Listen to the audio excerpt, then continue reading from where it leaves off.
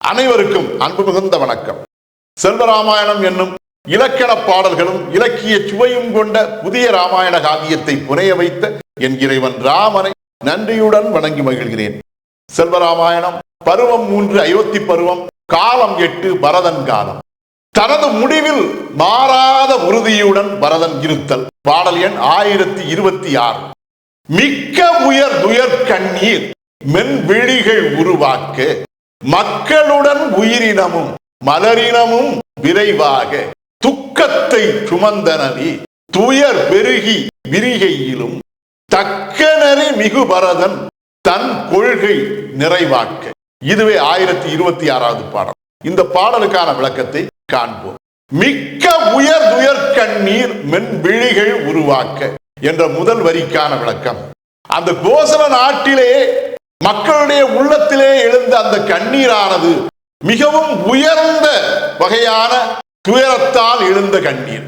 அந்த துயரமானது பரதன் மேல் அவர்கள் கொண்டிருக்கக்கூடிய அந்த உயர்ந்த வகை அன்பினால், அந்த அன்பினால் எழுந்த அந்த துயர கண்ணீர் என்பதால் அந்த கண்ணீரானது அந்த கோசல நாட்டு மக்களுடைய மென்மையான விழிகளிலே உருவானது. அவ்வாறு உருவாகிய அந்த கண்ணீரானது மக்களுடன் உயிரினமும் மலரினமும் விரைவாக, அந்த மக்களுடைய கண்களில் மட்டுமல்ல, அனைத்து உயிரினங்களுடைய கண்களிலும் உள்ளத்திலும் அந்த துன்ப கண்ணீரானது தோன்றியது. மலரினங்களிலும் கூட அந்த துன்ப கண்ணீர் தோன்றியது.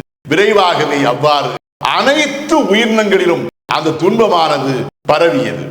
துக்கத்தை சுமந்தனவி துயர் பெருகி விரிகையிலும், இவ்வாறு அனைத்து உயிரினங்களிலும் அந்த துயரமானது பெருகி அந்த கோசல நாடு முழுவதும் அந்த துயரமானது பரவி விரிந்த அந்த சூழலிலும் கூட தக்க நெறி மிகு பரதன் தன் கொள்கை நிறைவாக்க.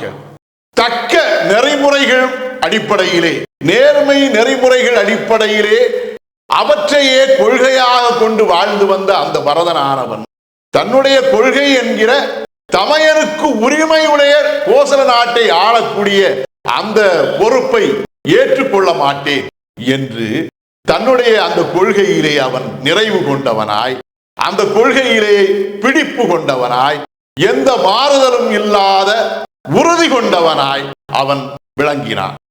இதுவே 1026வது பாடலுக்கான விளக்கம். செல்வராமாயணத்தின் 1027வது பாடல் மற்றும் அதன் விளக்கம் ஆகியவற்றை அடுத்த பகுதியில் காண்போம். இறையருளால் அடியேன் இயற்றிய நல்லதோர் இலக்கியத்தையே செல்வராமாயண காவியமாக உங்கள் முன் தொடர்ந்து வழங்கி வருகிறேன்.